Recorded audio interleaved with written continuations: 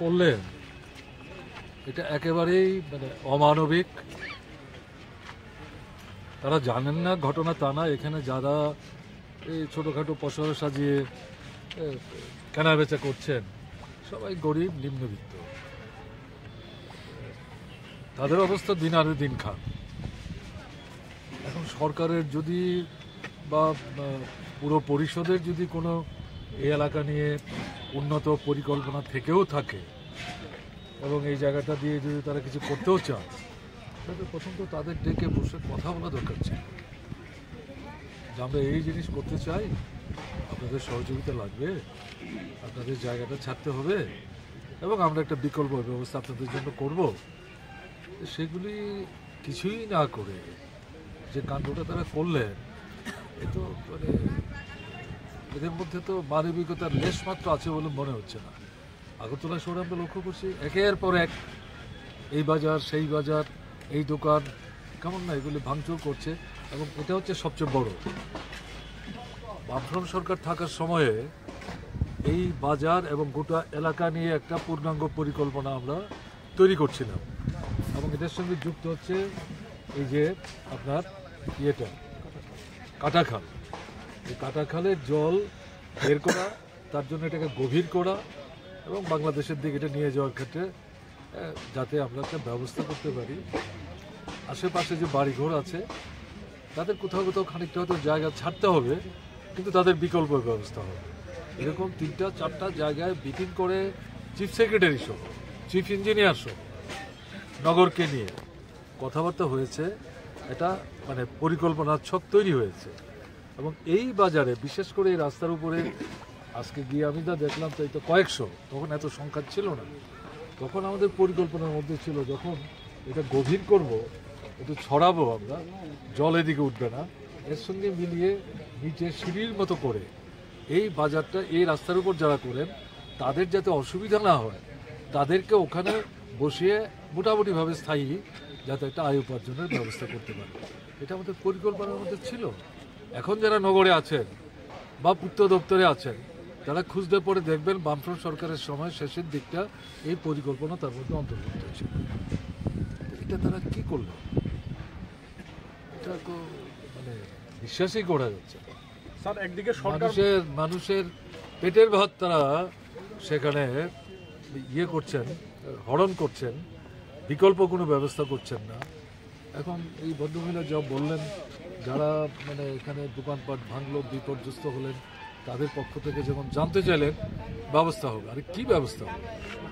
ব্যবস্থাটা তো আগেই করা উচিত ছিল, না করে এই সমস্ত কাণ্ড কারখানা করলে কোথায় যাবে এই পরিবারগুলো? এই যে মহিলা বলছেন আমার ছেলে মেয়ে পড়াশোনা করে কালকে তাদের মুখে কি আমি তুলে দেবো, আজকের দিনটা তো আমার হাতছাড়া হয়ে যাবে, এটা মানে অভাবনীয়। যাই হোক, আজকে বিকালবেলা তো মানে মার্ক্সবাদী কমিউনিস্ট পার্টির সদর বিভাগীয় কমিটি তাদের অফিসে যাবেন, বিক্ষোভ দেখাবেন, ওখানে তাদের বক্তব্য তারা রাখবেন। শুনলাম যেহেতু আমিও তাদের সঙ্গে সেখানে উপস্থিত থাকার চেষ্টা করব। এখানকার ব্যবসায়ী বন্ধুরা যাবেন কি যাবেন না এটা তাদের উপর নির্ভর করবে। তারা যেন মনে না করে এই প্রোগ্রাম উপস্থিত করে তাদেরকে যেতে আমরা বাধ্য করছি, যেটা বিজেপি করতে অভ্যস্ত। হ্যাঁ, তাদের কোনো প্রোগ্রাম যেতে হবে, মন্ত্রীর প্রোগ্রাম না গেলে অসুবিধা হবে, সেই আমরা কিন্তু এরকম বলছি না। 4টার সময় হবে ওখানে বিক্ষোভ, আপনারা যারা যেতে চাইবেন যাবেন, আপনাদের কথা বলার থাকলে সেখানে বলবেন, মার্ক্সবাদী কমিউনিস্ট পার্টি সেখানে কথা বলবে, আমরাও সেখানে উপস্থিত থাকবার চেষ্টা করব। এই তো আজকে এর বাইরে কি বলবো? স্যার একদিকে সরকার বলছে ডাবল ইঞ্জিনের সরকার চলছে, দেশ এবং কেন্দ্র এবং রাজ্যে তাদের সরকার উন্নয়নের সরকার বলছে, এতগুলি মানুষের মানে রুজি রোজগার ব্যবস্থা কেড়ে নিল, আপনি কি মানে কি প্রতিক্রিয়া দেবেন? এতক্ষণ কি বললাম, কি বুঝলেন আপনি? এখানেই তো প্রতিক্রিয়া দিয়েছি, এটাই তো বলবার চেষ্টা করছি। কিছু আছে তোমার মতন? আমরা যাই তাহলে। আমরা গরিব মানুষ যাবো কই, আমরা তো পোলাপান আছে 10,323-এও তো আমার মেয়ে চাকরি করছে, আমার মেয়ে তো এমন আমার মতো তো 10 মাস ছেলে মেয়ে তো 10,323 আছে, আমরা তো 10,323-এর থেকেও আরো বেশি আছে। আমরা কই যাবো, আমরা কিভাবে চমু, কিভাবে খামু? আমরা ছোটোখাটো একটা মুরগির দোকান লইয়া বসি, কেউ সবজির দোকান লইয়া বসে, আমরা ছেলে মেয়েরা ভবিষ্যৎ কী চাই? এই বাজার তো আজকের থেকে 30-35 বছর ধরে দেখতেছি, এই বাজার কত ছোটো আছে, এখন কত বড় হয়েছে, উন্নত হয়েছে এই বাজার। কোনো সময় তো দেখছি না এইভাবে ভাঙতে বা মানুষের উচ্ছেদ করতে। আজকে আমরা বিভ্রান্ত হয়েছি, উচ্ছেদ হয়েছি, তাহলে আজকে আমরা কই যাবো? আমরা তো ওখানে রাস্তা বেরিয়ে গেছে, পুলামানের মতো অন্য সংস্থানের কোনো ব্যবস্থা নেই, আমরা কি করে খাবো? মেয়র আছে, আমরা মেয়রের কাছে অনুরোধ করছি, দেখবো কিটা দেখবো। স্যার আমরা তো আজকে আমরা খাওয়ানোর ব্যবস্থা নেই, ছেলেমেয়েরা আজকে আমরা কি খাওয়াবো? এগুলি তারা নোটিশ করছে বা মাইকে বলছে, এখান থেকে দোকান উঠাই নেওয়ার পরে তারা এখানে কি করতেছে?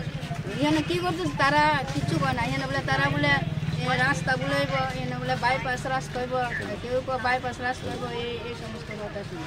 আমরা তো কোনো সময় শুনছি না এই বান্ধের উপরে বাইপাস রাস্তা হইব। সরাই তো বই পারছে, সব ভেঙে গেছে সরা মুখের থেকে। আমরা রাত 12টার সময় করছি, আমরা তো 10টা পর্যন্ত মুরগির ব্যবসায় করছি।